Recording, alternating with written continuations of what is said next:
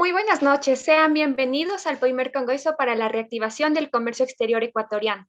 Gracias al auspicio de la Cámara de Comercio Internacional, capítulo ecuatoriano, DHL y al aire, con el apoyo de Blink Logistic Network, World Trade Intelligence, Cámara Ecuatoriano-Británica, UDELECO, Universidad Internacional del Ecuador, Cámara de Comercio de Quito. Esperamos que sea de su total agrado y de igual manera agradecemos a todos los participantes. Le recordamos que para un mejor desarrollo del evento y debido al gran número de personas que están conectadas, están inhabilitadas las cámaras y los micrófonos. Sin embargo, pueden dirigir sus preguntas a través del chat, por favor. Dicho esto, damos la bienvenida a Roberto Rosales, director de CBS Network Ecuador, organizadores del evento. Bienvenido, Roberto. Hola, buenas noches con todos. Muchas gracias, estimada Alice, por apoyarnos con la presentación, igual a los señores auspiciantes. Y sobre todo, gracias a los amigos que van a participar como ponentes. Realmente es muy grato que contar con el apoyo de tantas personalidades, de personas de gran nivel, como son todos los 17 ponentes que van a colaborar en estos 4 días de congreso. La idea es buscar aportes en base a experiencia, en base a metodologías, herramientas y en base sobre todo a esta buena onda de querer apoyar a las empresas, a los emprendimientos, a los emprendedores. Las personas que nos conocen saben que nuestro principal objetivo es aportar y ser útiles, tanto a nivel personal como a nivel profesional. Quiero dar las gracias, reitero, porque sin el aporte de estas personas que van a participar en los conversatorios, esto no hubiese sido posible. Y asimismo también a los auspiciantes y a las personas que creyeron en lo que podemos hacer. Buscamos hacer cosas diferentes. Mejor o peor, ustedes lo podrán determinar. Buscamos mejorar, buscamos avanzar, buscamos evolucionar. Sin más, quiero invitarles a que disfruten de los conversatorios que serán el día de hoy, el día de mañana, el miércoles y el jueves, de 7 a 8 la primera jornada y de 8 a 9 la segunda. Obviamente que queremos que sea de su utilidad. Muchas gracias y bienvenidos todos. Muchas gracias, Roberto, por tus palabras. De esta manera iniciamos con la primera temática a desarrollar, la importancia de la contratación internacional en el comercio exterior. Y para esto damos la bienvenida a nuestros ponentes, Sonsoles García y Raimer López. Sonsoles García es abogada de los tribunales y juzgados de la República del Ecuador por la Universidad de Especialidades Espíritu Santo. Tiene una maestría en Derecho Tributario Internacional, Aduanas y Comercio Exterior de la Universidad Externado de Colombia. Fue abogada en estudios jurídicos como Consulegis, Apolo y Asociados. Fue directora de Guayaquil en la Federación Ecuatoriana de Exportadores, FEDEXPORT. Fue directora del programa OEA en el Servicio Nacional de Aduanas del Ecuador. Trainer de Incoterms 2020, fue speaker de la OMA en el año 2019, socia fundadora de Comerex, presidenta de la Comisión de Aduanas, Comercio Exterior e Inversiones de la Cámara de Comercio Internacional en su capítulo Ecuador, columnista del diario Universo, coordinadora de Comercio Exterior del clúster de cáñamo de la CCQ. Reimer López, por su parte, es abogado con una especialización en seguros y reaseguros, con más de 10 años de experiencia asesorando a clientes en comercio exterior y contratos de compra-venta internacional de mercancías. Es asociado en Manosalvas y Partners, especialista en comercio exterior por el Instituto del Comercio Exterior y la Inversión Extranjera en La Habana, Cuba, especialista en seguros y reaseguros de Secofis, Cuba. Abogado, licenciado en Derecho por el Instituto Superior Eliseo Reyes Rodríguez, por La Habana, Cuba. Certificado en Alta Gestión en Incoterms 2010 por la International Chamber of Commerce, ICC Ecuador. También es trainer en Incoterms 2020 por ICC Ecuador. Damos paso al desarrollo del tema. Nuestros ponentes realizarán una introducción y luego pasaremos a las preguntas definidas para este conversatorio. Le recordamos a Sonsoles y Reimer que cuentan con 10 minutos. Adelante, Sonsoles, bienvenida.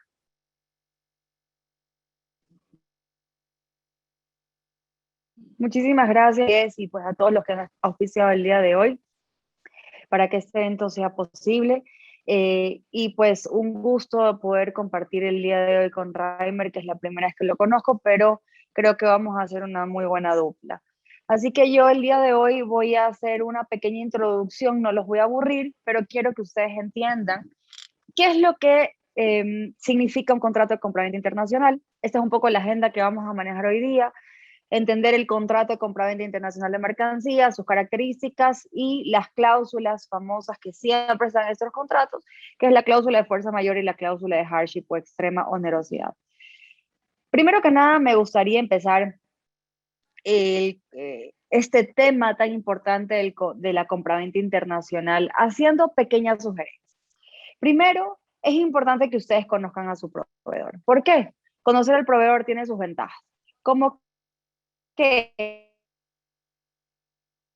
como poder negociar buenos precios, tener buenos volúmenes de venta y siempre hay flexibilidad. Las desventajas que tenemos muchas veces con nuestros proveedores es que tenemos dificultades en el idioma, están al otro lado del mundo, choques culturales, diferencias en maneras de comunicación. Yo no sé si a ustedes, pero si muchos de ustedes son emprendedores, durante la pandemia yo tuve varios casos de importadores o pequeños emprendedores que quisieron hacer algo durante la pandemia y muchos de ellos importaron mascarillas o pruebas rápidas y lo hacían a través de plataformas como Alibaba y había pues una diferencia horaria importante, había una comunicación un poco no fluida porque muchos de los importadores no tenían un inglés fluido y pues el proveedor chino tampoco tenía un inglés fluido y hubo ciertos problemas de comunicación.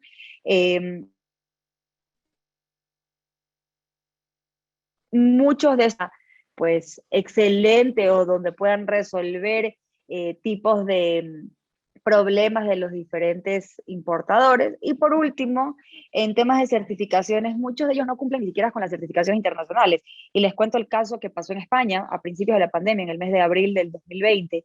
Llegaron más de 3 millones de pruebas rápidas a España y resulta que las compró el Ministerio de Salud Pública de España y resulta que no pudieron ser utilizadas porque cuando el ministerio quiso hacer uso de ellas se dio cuenta pues que las certificaciones no eran las correctas ni las válidas. Y esos son el tipo de cosas que pasan en las compraventas internacionales. No estamos yendo a comprar a un supermercado un bien, sino que estamos hablando de horas de diferencia, de lenguajes diferentes, de culturas diferentes, que ya complican un poco la situación. ¿Cuáles son las potenciales soluciones? Un poco lo que vamos a hablar hoy día con el contrato de compra-venta. Pero pues también tener un traductor siempre sirve para poder hacer que la negociación sea fluida, tener un agente confiable. Hay muchos agentes confiables ecuatorianos en diferentes partes del mundo que se aseguran que el comprador ecuatoriano pueda tener la seguridad de que su producto es de la calidad, la cantidad que se ha negociado, eh, que pueda cumplir con las certificaciones y demás. La reputación del vendedor también es muy, muy, muy importante en estos casos, sobre todo porque no lo conocemos. Cuando ya tenemos un proveedor de años, sabemos que pues podemos poner una orden de compra sin necesariamente poner un anticipo o podemos hacer el pago del 100% antes de que llegue la mercancía. ¿Por qué? Porque ya tengo la confianza de que la mercancía me va a llegar a tiempo, va a llegar de la calidad y la cantidad pues que habíamos quedado. Cuando hablamos de términos de negociación, muchos de ustedes siempre me dicen, no, abogada, la verdad es que nosotros no firmamos un contrato de compra-venta. ¿Por qué? Porque muchos de ustedes creen que los contratos son complicados cuando lo que son una herramienta para proteger su compra. Eso es lo que ustedes tienen que ver, qué es el contrato de compra-venta, es una herramienta.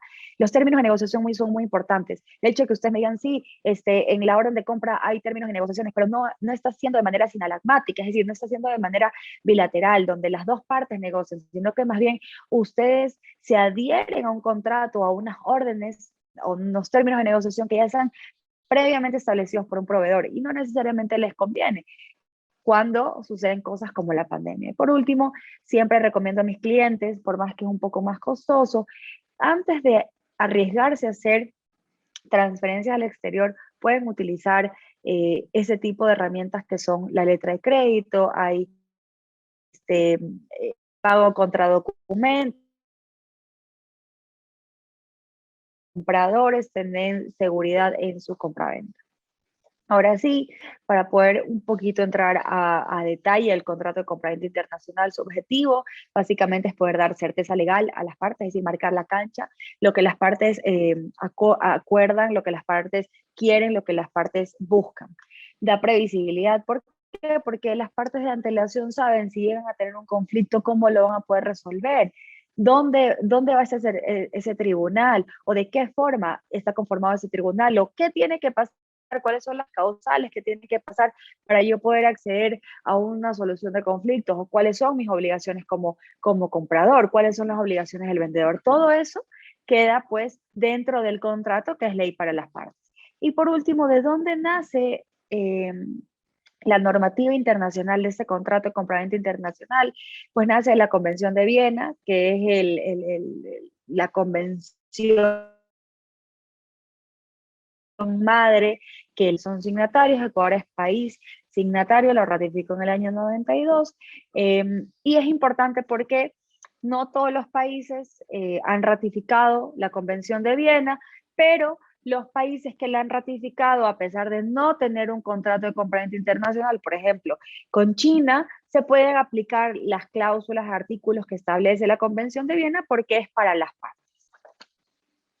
Que un poco cómo funciona la compraventa. Yo sé que ustedes van a decir, bueno, todos sabemos cómo funciona, pero ¿en qué momento llega el contrato de compraventa? El comprador se comunica con el vendedor, acuerdan el producto, acuerdan la cantidad, acuerdan la calidad, todas las especificaciones técnicas, y en ese momento, cuando ya las partes han acordado todo, lo ponen en un contrato. Y en ese contrato, pues también establecen las formas de pago, cómo se va a hacer con herramientas financieras, o se va a hacer de manera transferencias directamente, en qué moneda lo va a hacer, a qué banco,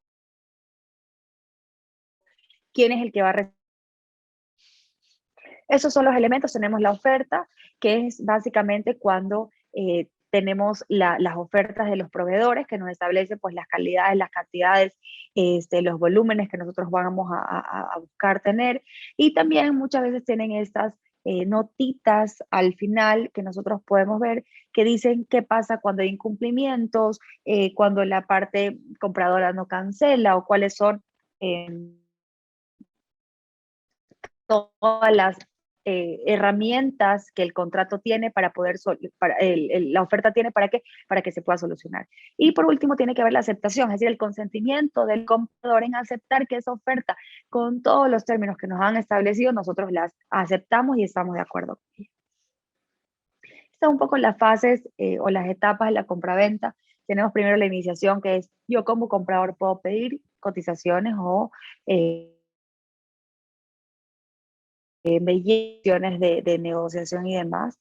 Segundo, ya se debería pasar a una fase de negociación, y esto creo que Reimer lo va a poder tocar un poquito más a profundidad, pero en temas de seguros, por ejemplo, quién va a llevar el riesgo de la mercancía, hasta qué punto el comprador o el vendedor se van a hacer cargo. También tiene mucho que ver qué Incoterm yo voy a utilizar, pero en ese sentido yo quiero que ustedes también tengan presente que no necesariamente porque su compra no es millonaria o su compra no es de cientos de miles de dólares, no debe ser protegida por contrato de compraventa internacional.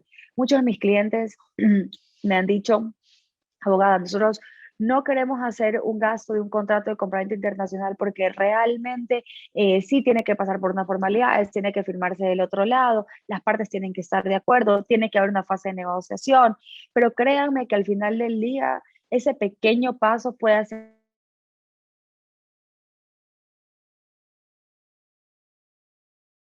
la orden de compra, hacer la nota del pedido, estar de acuerdo con los términos y pues que ya se ejecute el contrato en sí.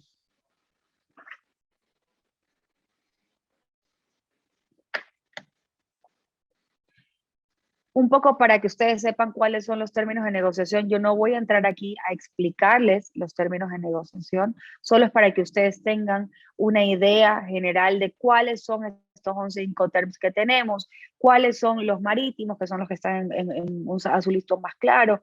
El resto sirve para todo tipo de transporte, quién paga qué. Entonces, esto es un poco cómo se maneja el comercio internacional respecto al tema de responsabilidades y al tema del riesgo. Ahora sí, vamos a la cláusula de fuerza mayor. La cláusula de fuerza mayor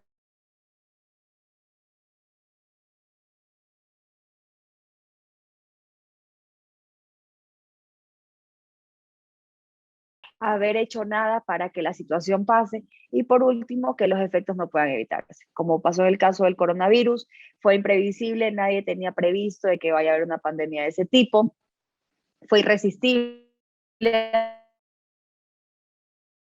hasta el día de hoy. Sufrimos las consecuencias de tener la pandemia como los encierros, la vacunación, las trabas que hubieron al comercio, pues fueron una de las causas que no se podían evitar.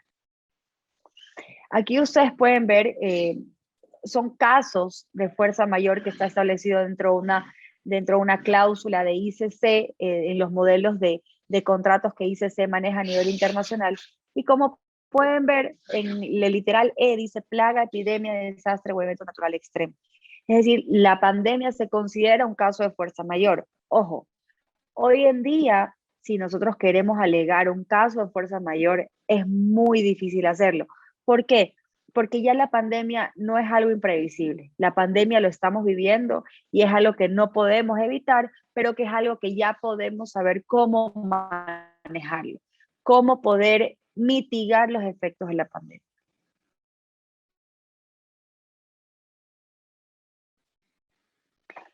Tenemos que tener en cuenta que para lo definitivo, si el impedimento pasa más de 6 meses, se vuelve definitivo y cuando ya el objeto del contrato vuelve imposible cumplirse, el contrato tiene que terminar de manera mutua, ¿no? Porque ya no se puede cumplir, es imposible cumplir el objeto del contrato y eso ya hace que el contrato no tenga sentido.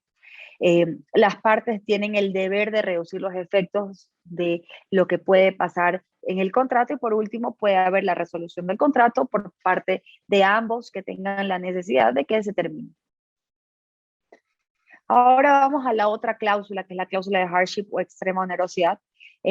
Esta cláusula es menos utilizada en la compraventa internacional, pero básicamente lo que busca es que cuando existe un incumplimiento contractual, es porque este cumplimiento se volvió extremadamente oneroso. Y les pongo un caso que yo tuve, compraba mascarillas para sus colaboradores.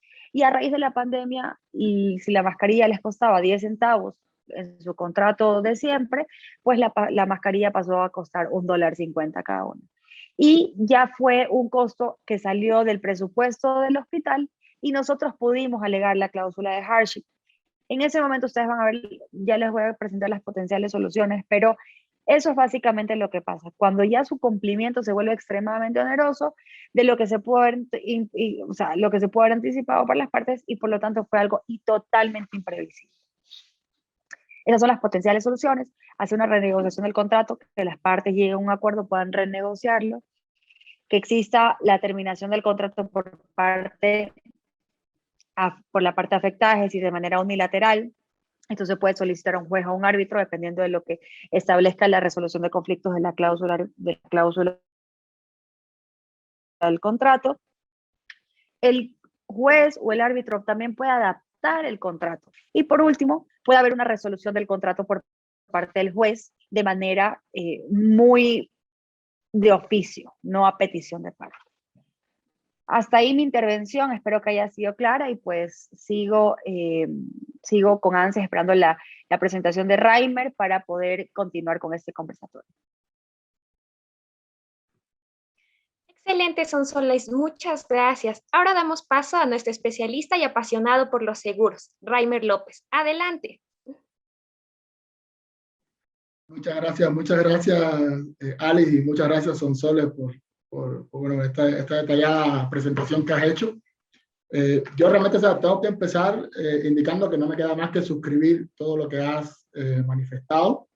Incluso creo que has, de manera muy sucinta, pero hecho un paneo, ¿no?, por todos los detalles más importantes del contrato de compraventa internacional.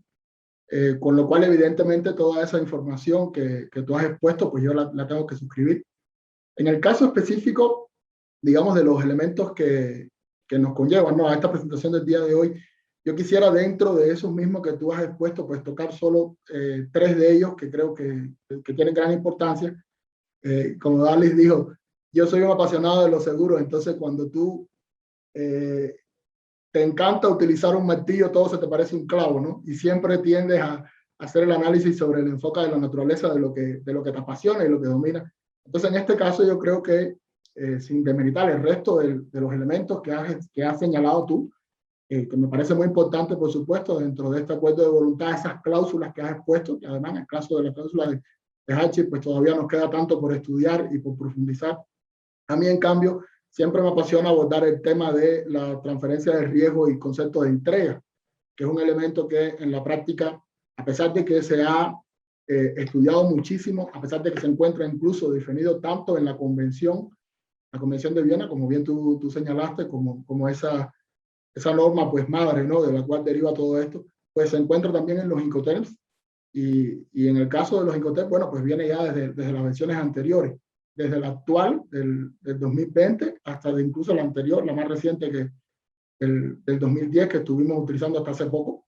En este caso, pues, para mí es uno de los elementos más esenciales, porque es en definitiva donde determinamos el punto a partir del cual pues nos hacemos responsables. Entonces, este elemento específico, relacionado con la entrega y la transferencia del riesgo, específicamente, o sea, estaríamos hablando, si lo abordamos desde el punto de vista de las obligaciones en los Incoterms 2020, estaríamos hablando de la obligación A2 a 3, ¿no? A2B2, A3B3, para los que manejan, bueno, pues este reglamento.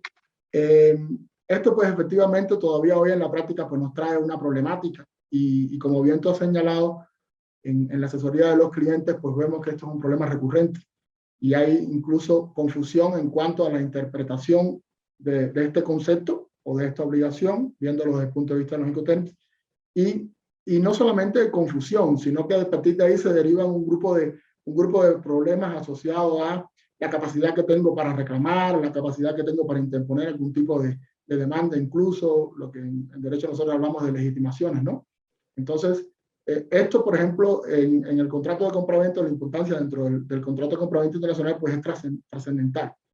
Tanto si las partes pactan un Incoterms como si no lo pactan. Entonces, dentro de todos esos elementos del contrato de compraventa, pues entiendo que estaríamos señalando, resaltando específicamente.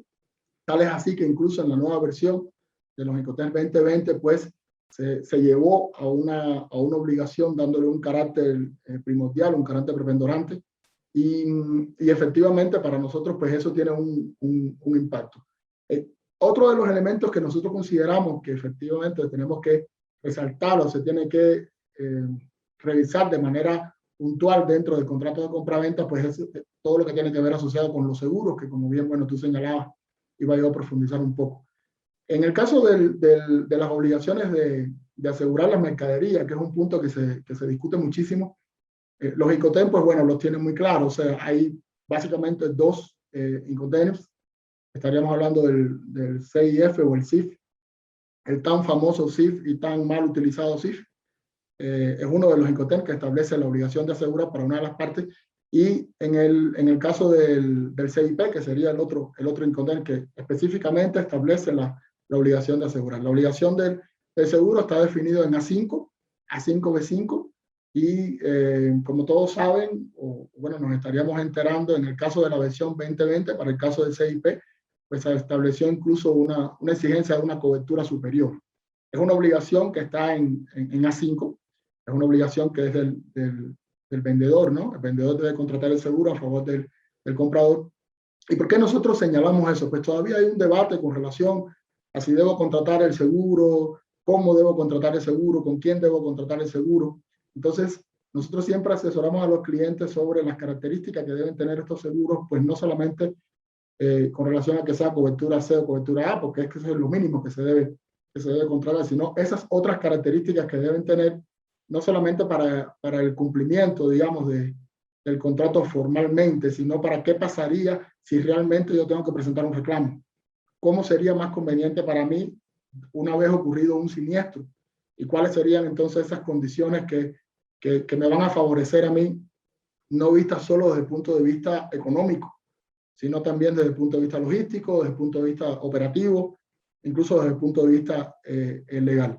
Con lo cual, además de, bueno, de establecer todo esto que tú has señalado dentro del contrato de compraventa internacional, pues la transferencia de riesgo con la entrega y la obligación de asegurar con las características que debe tener este seguro, pues entendemos que es uno de los puntos esenciales. Y como último, que es algo que yo siempre estoy repitiendo cada vez que me dan esta oportunidad, que agradezco como siempre a todos los colegas que están acá por este espacio y poder compartir con todos los invitados, que veo que tenemos varias personas. Me encanta que haya tantas personas, o que hayan tantas personas interesados y amantes del comercio exterior y de todo el mundo que lo rodea.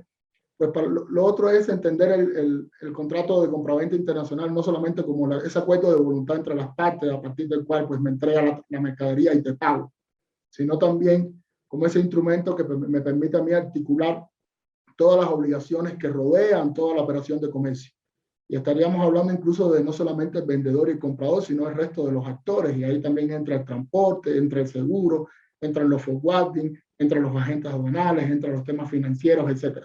A veces tenemos obligaciones que efectivamente se encuentran en el resto de los instrumentos y una de las partes pues debe cumplir esas características y es a través del contrato de compraventa internacional donde le puede exigir a la otra parte, pues, o por lo menos pudieran negociar esas condiciones, ¿no?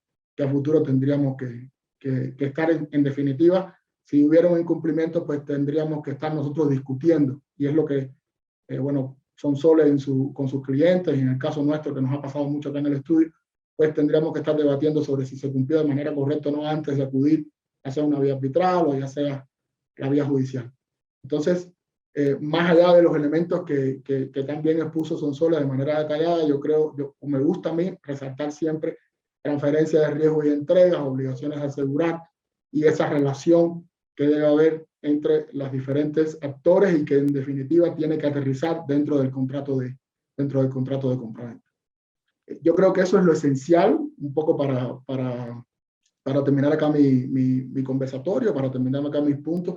La idea es incluso exponer estos elementos para escuchar en este intercambio las preguntas o las cuestiones sobre las cuales podamos debatir.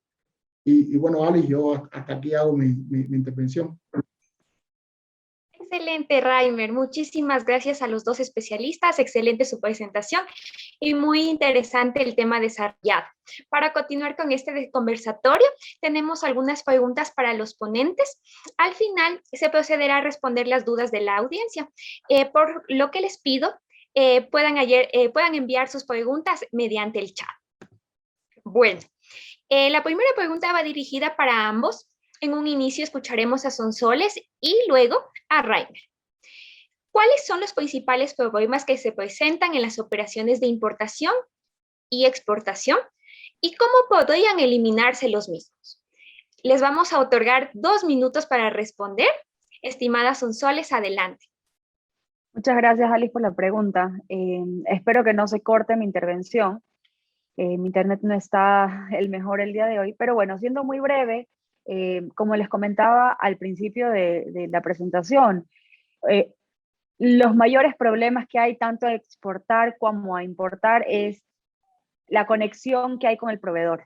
¿Cómo se conoce al proveedor o cómo conozco a mi cliente? ¿Cómo tengo la certeza de que mi cliente y yo estamos en la misma página y estamos de acuerdo en todos los términos de negociación? La única forma que eso considero yo que se puede empezar a resolver o a afinar es ya poniendo en práctica las diferentes herramientas que tenemos. Reimer fue muy claro en su exposición, sobre todo en el tema de transferencias de riesgos, que nosotros cuando hacemos una compra o una venta no lo podemos visualizar tan claro, pero cuando ya estamos en el problema, en ese momento queremos ver cómo solucionamos y muchas veces no se puede. Solo para ponerles un ejemplo muy cortito que le pasó a un cliente mío, era su primera exportación de camarón a Asia, envió 2 contenedores de camarón, CIF no aseguró, cosa que ya Reimer explicó que es una de sus obligaciones, no aseguró la carga y el barco pues atracó, mejor dicho, se paralizó, tuvo una falla al salir del puerto Guayaquil, y estamos hablando que cada contenedor de camarón cuesta alrededor de 100.000, $150.000, y él no tenía seguro y no tenía forma de pagar la avería gruesa que había pasado en el barco. Entonces, en el momento que nosotros hacemos el negocio, no lo podemos visualizar. Cuando tenemos ese tipo de problemas, ya son previsiones para la próxima. Entonces, qué mejor que poder asegurarse de que todo vaya a estar bien, que todo vaya a estar conforme la normativa, conforme a la práctica.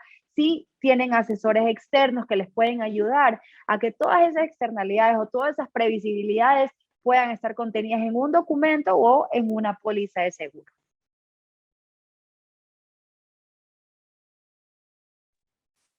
Muchas gracias, Sonsoles. Estimado Reimer, lo escuchamos. Gracias, Ali, y gracias, Sonsoles, por bueno, estos elementos que de nuevo me toca pues suscribir, ¿no? Yo efectivamente creo que dentro de las problemáticas se encuentran esas que señala Sonsoles con relación al desconocimiento, ¿no? De la otra parte. Creo que incluso aquí también entra un punto de debate con relación a cierta lamentable posición que tenemos donde utilizamos condiciones o contratos preestablecidos que incluso son generales y que muchas veces no se adecuan a las características específicas de la operación que yo estoy haciendo. Y bueno, te ha de haber pasado muchísimo, como nos ha pasado a nosotros, que a veces toman un modelo de un contrato, de una compraventa, de una mercadería de un tipo y lo aplican en otro. Incluso no solamente el tipo de contrato, sino la forma en la que operan y la forma en que manejan la operación. Y bueno, ahí tú tienes el ejemplo lamentable de lo que provoca en el caso de una exportación de camarones. A lo mejor, y solo voy a poner un ejemplo, toman un contrato de una exportación de banano y lo quieren aplicar a la exportación de camarones cuando el camarón es una mercancía que tiene determinadas características y deriva incluso en obligaciones específicas que se tienen que establecer y en formas de operar puntuales asociadas al tipo de mercancía, al tipo de mercado, etc. Entonces, esta práctica de utilizar contratos o trabajar de una manera esquematizada que no permita incluso un análisis puntual de la operación, yo creo que es uno de los problemas más importantes, porque de ese problema se derivan entonces el resto de los problemas. Anteriormente yo hablaba con relación a la incorrecta interpretación del concepto de entrega y la transferencia de riesgo. Eso es un ejemplo de lo que estoy diciendo.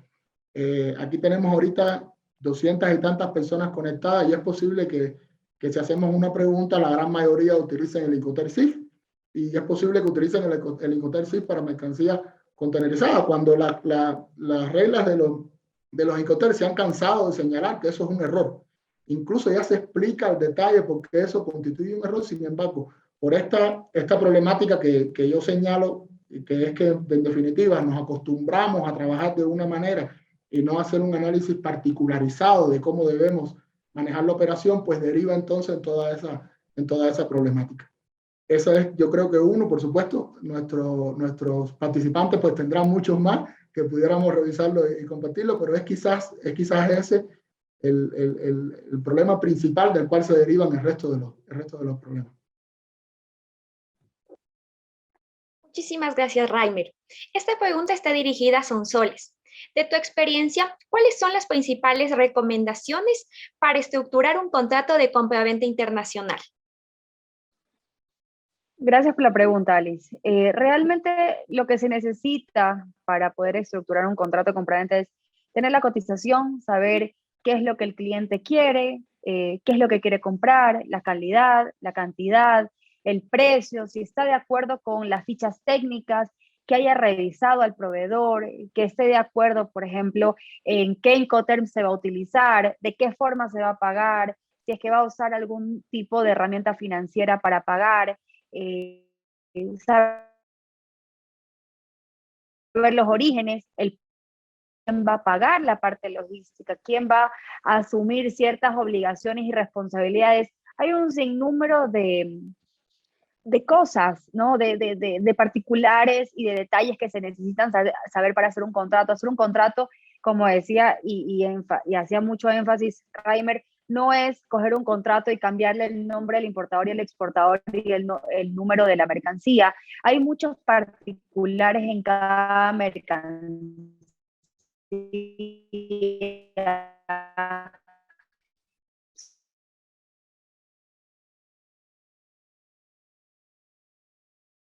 No llegan 10 kilos al destino, llega menos. ¿Por qué? Porque hay cambios de pesos por temas de humedad. Entonces, hay muchas cosas que se tienen que saber también del producto, conocer mi producto, conocer el producto que quiero comprar, conocer las particularidades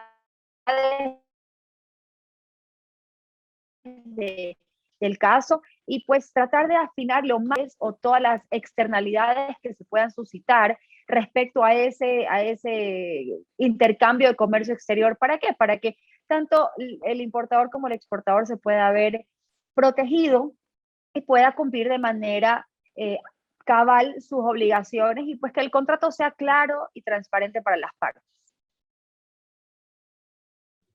Excelente. Estimado Reimer, una pregunta dirigida para usted. En muchísimas de las operaciones de importación, el costo del seguro mínimo es superior al 1%, que habría que pagar en caso de no tener la mercancía asegurada. Si económicamente es más rentable no asegurar y pagar solo el 1%, ¿no sería mejor esto, ya que es una forma factible de abaratar los costos?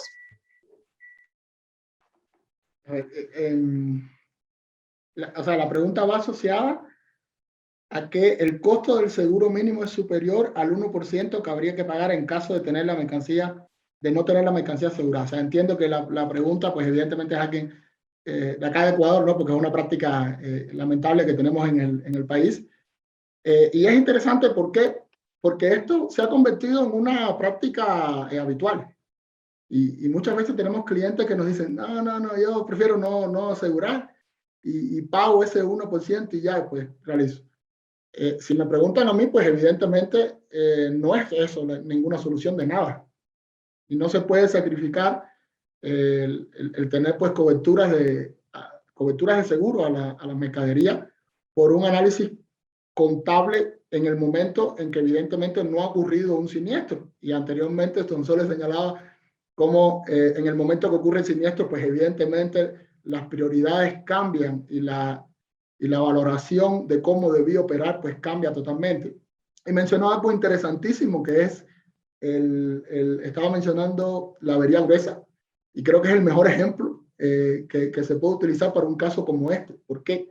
Porque si usted no asegura y usted hace una declaración del 1% y usted paga el 1%, pues usted es posible que una vez que se cae una declaración de avería gruesa y le llamen a usted que contribuya, pues usted va a tener que sacar de su bolsillo una cantidad de dinero importante. Y esto incluso sin que su mercancía haya tenido ningún tipo de siniestro, porque como ustedes saben, la contribución a la avería gruesa, o bueno, y si no lo saben, pues la contribución a la avería gruesa pues no está dada por la obligatoria existencia de un siniestro sobre la mercancía que usted está transportando, no, sino que son elementos que tienen que asegurar, mercadería, combustible. O sea, ahí hay otro tema mucho más profundo que se va por las reglas de Joran Beres, que no es el caso, pero lo importante es que esto no es una vía, esto no es no debe uno trabajar así. Nosotros lo reiteramos y lo reiteramos y lo reiteramos a nuestros clientes, a los estudiantes en las universidades, etcétera, pero lamentablemente pues se constituye quizás y entendemos por qué muchas veces, pero tratamos de alertarles sobre esta mala práctica, constituye quizás la vía pues más rápida, la vía más operativa de yo resolver mi problema. Declaro que no y pago el 1% y se acabó. Sin embargo, una vez que ocurre un siniestro, pues evidentemente uno se da cuenta de lo grave de esta actitud. Por lo tanto, a criterio personal es un error gravísimo además, que lo he reiterado en varias ocasiones y lo único que tengo que hacer es quizás llamar a todos nuestros queridos participantes a que destierren de sus operaciones esa práctica. Muchísimas gracias, Reimer, por tus recomendaciones. Ahora agradecemos a los ponentes por sus valiosas respuestas. A continuación se procederá a responder las preguntas que hemos recibido de la audiencia. Estimada Sonsoles, esta pregunta está dirigida para usted. ¿Qué tan frecuente es que los empresarios ecuatorianos consideren establecer una relación formal en los procesos de importación y o exportación? Alice, ¿me puede repetir la pregunta, por favor? Que no la puedo escuchar. Sí, con mucho gusto. ¿Qué tan frecuente es que los empresarios ecuatorianos consideren establecer una relación formal en los procesos de importación y o exportación? Bueno, muchas gracias por la pregunta del público. Yo creo que en la mayoría de los casos podría decir que tanto importador y especialmente exportador busca formalizar una relación. El problema es que la formalización de la relación no necesariamente se traduce en la firma de un contrato de compraventa. Muchas veces, y hablamos de empresas muy, muy grandes con muchos procesos que no creen que un contrato de compraventa sea lo mejor.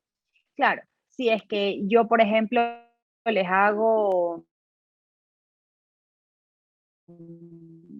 hincapié en venta de petróleo, ahí obviamente el Estado un centavo y peor que el riesgo no se traspase, entonces se firman contratos de compraventa internacional, pero no tenemos que llegar solamente a ese tipo de bienes que son commodities o que son bienes muy susceptibles a que puedan pasar muchas cosas en el mundo, sino que cualquier tipo de transacción debería de formalizarse a través de un contrato de compraventa.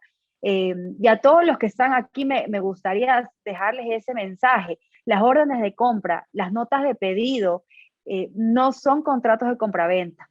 Si bien es cierto que tienen cláusulas, no necesariamente los protegen a ustedes de todas las potencialidades, eventualidades que puedan pasar. Y aunque ustedes no que uno menos se los espera, y cuando uno está haciendo la inversión resulta que sucedió un desperfecto y se quedó su mercancía parada en el canal de Suez durante tanto tiempo y no pudieron cumplir con un contrato. Entonces, esas son las eventualidades que un contrato de compraventa siempre toman en cuenta y que protege a las partes. Excelente, Sonsoles. Luis Tonón nos hace una pregunta para ambos y dice, ¿cómo equilibrar el tema de los temas legales con los temas culturales en el comercio exterior? Yo voy a hacer solamente una acotación aquí. No creo que sea un tema de poder equiparar o poder llegar a una fórmula perfecta. Creo que sí hay diferentes herramientas que permiten que la parte cultural se integre a un comercio internacional. Los chinos lo han demostrado que a pesar de tener una cultura extremadamente lejana a la occidental, han podido introducirse a nuestros mercados, pero creo que sí hay diferentes herramientas que se pueden utilizar para poder tener seguridad en estas compras internacionales con culturas tan diversas. Yo, yo voy a ser un poquito más radical que Sonsoles. Yo, estipemos la parte cultural y vamos todo legal. La parte cultural, justamente el comercio exterior, justamente esa es una de las características que tenemos, ¿no? Que participamos personas de diferentes culturas, con costumbres diferentes, etc. Y si bien es cierto, la costumbre del comerciante tiene un valor importante, pero justamente para protegernos de esas diferencias que podemos tener, esas zonas grises que podemos tener por los elementos culturales, mi criterio siempre, y lo que nosotros le decimos siempre a nuestros clientes, pues hagamos un buen contrato. Y para hacer un buen contrato, pues busquemos una buena asesoría. Y todo aquello que se pueda caer dentro del ámbito cultural, tratemos de aterrizarlo dentro del ámbito legal. Busquemos la manera de que ya esté puesto. Esa es una de los señalamientos que siempre nos hacen dentro del derecho anglosajón, ¿no? Que nosotros en el occidental pues tratamos de escribirlo todo. Sí, o sea, yo al menos siempre defiendo eso. ¿Por qué? Porque cuando ya lo tenemos dentro del contrato, cuando lo tenemos ya dentro de ese ámbito legal que entiendo que el participante nos consultó, es más fácil después dirimir las diferencias a que cuando vamos a discutir sobre elementos culturales o elementos de costumbres o de práctica. Eso es mucho más complicado. Entonces, a un juez o a un árbitro le va a ser más fácil pronunciarse en su ejercicio de sana crítica sobre el contrato, los aspectos legales y las cláusulas en sí mismos, los instrumentos que tengamos, que no sobre las costumbres o sobre los elementos culturales. Entonces, mi criterio muy personal, es estirpemos eso lo más que podamos. Yo entiendo que eso también depende de la fuerza de negociación que tengamos, de nuestro mercado, etcétera. Hay muchas variables, pero creo que lo que tenemos que hacer es tratar de estirparlo y llevarlo todo al campo legal, estrictamente legal. Ahí es donde va a ser más fácil resolver cualquier diferencia.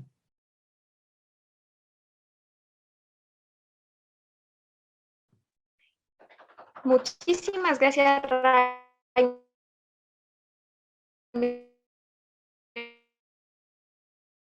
Muy que mencionaban el seguro de mercancías, pero las mismas aseguradas.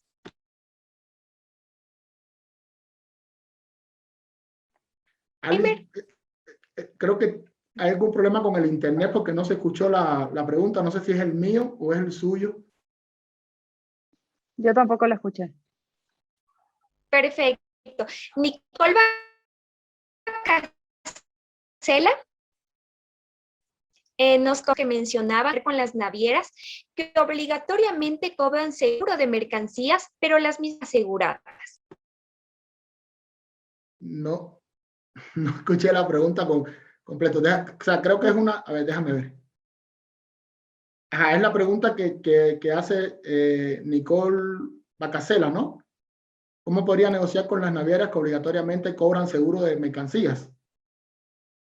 Es esa, ¿no? La pregunta que está, la última pregunta del chat, que está puesta en el chat. Sí. Ah, ok, perfecto. O sea, negociación. Ahí sí, el cómo depende de quién seas tú, quién sea esa naviera. Ahí sí, puede haber mucha discusión, son políticas diferentes, con características diferentes.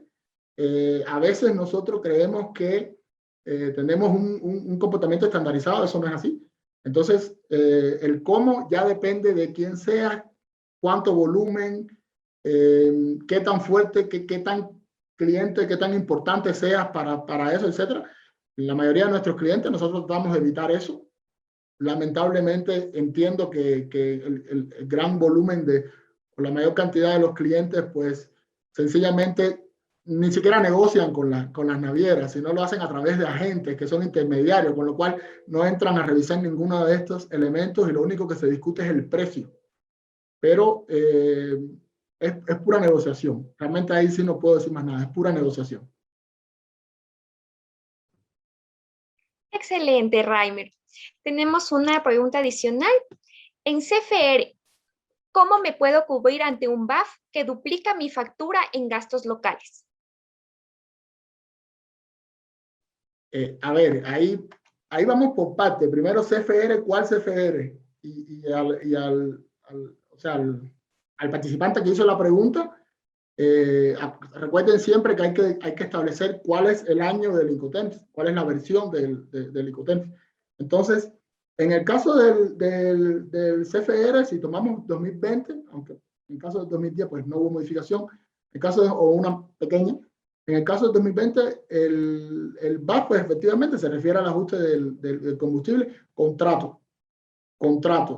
Yo siempre voy al contrato y justamente era lo que señalaba anteriormente. Si nosotros tenemos ese vacío, y entiendo, y ahí también habría que precisar si me está preguntando desde el punto de vista del vendedor, que es quien tiene la obligación de contratar el transporte, o del comprador. No me quedó claro, no sé si no escuché la pregunta, pero no me quedó claro si me estaba hablando de vendedor o comprador. Pero en todo caso, la manera de yo protegerme con relación a eso es a través del contrato. Y tratar de en el contrato, pues, establecer esas condiciones que una vez que pueda ocurrir, como es el caso de ese aumento, pues nosotros podamos efectivamente exigir el cumplimiento de una cláusula específica que me proteja sobre eso. Excelente, Reimer. Estimadas Sonsoles, nos consultan cómo me puedo respaldar legalmente en Ecuador en caso de incumplimiento del proveedor en el exterior.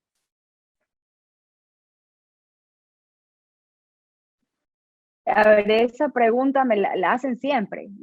Es una pregunta, digamos, no es tan fácil de responder por una simple razón. Porque si yo no tengo un contrato de compraventa internacional, cuando he hecho una exportación o una importación, y no tengo y no sé a dónde ir a reclamar, porque no tengo el contrato que me dice solución de conflictos es en un tribunal arbitral, es en los jueces ordinarios de Quito, no me dice dónde. Por lo general ahí tengo que ver, si yo soy el comprador, tengo que irme a donde está el vendedor, que es el otro lado del mundo, si no tengo yo nada estipulado en un contrato, y así viceversa, si es que yo soy el exportador, pero cuando yo soy exportador y es el mismo cliente que no me quiere pagar, yo tengo que ir a hacer una ejecución de una factura al destino del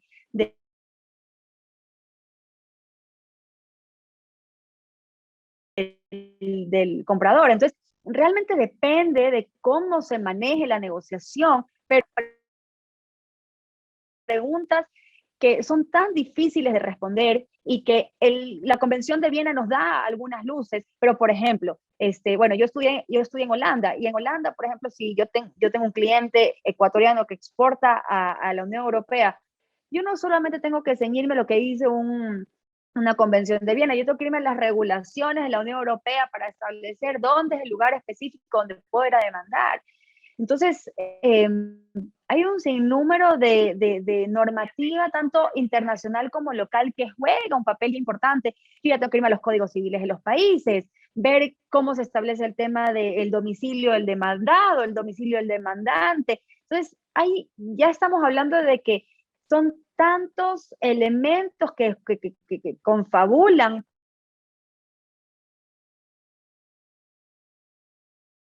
para poder determinar esa sencilla respuesta que es tan difícil de llegar a ese punto de lo que nos acaba de preguntar el Si ustedes me dicen, a ver, abogada, yo en el contrato quiero irme al Centro de Arbitraje y Mediación de la Cámara de Comercio de Quito, perfecto, llega a pasar algo con el señor de China, llega a pasar algo con quien sea, y ustedes ya saben que, ¿dónde van? A la Cámara de Comercio. Ustedes no tienen que ya desviarse y saben cuántos árbitros son, y si es en derecho, o es en equidad, es en español, es en inglés, ustedes ya tienen todo clarísimo. Pero si no tenemos esos elementos, imagínense lo difícil que a veces es para un abogado poder determinar y poder responder esas preguntas que son tan básicas y que ustedes podrían pensar que son tan sencillas, pero ya ahí hay un conjunto de norma internacional con norma local que se suman.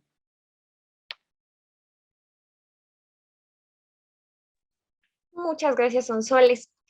Listo, hemos recibido un sinnúmero de preguntas. En realidad, nos ha faltado el tiempo para dar respuesta a todos. Sin embargo, a nombre de CBS Network, agradecemos en primer lugar a nuestros ponentes por esa excelente presentación y respuestas que han dado, y también a todos los participantes que nos han hecho llegar sus preguntas.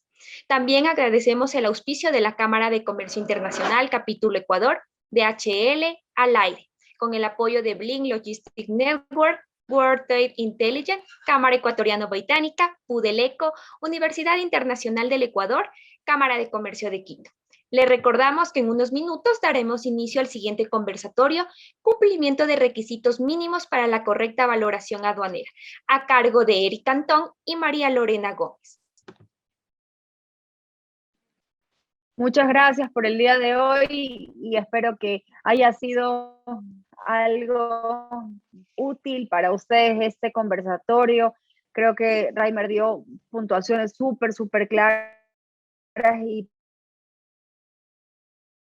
precisas, sobre todo en el tema del riesgo y el seguro.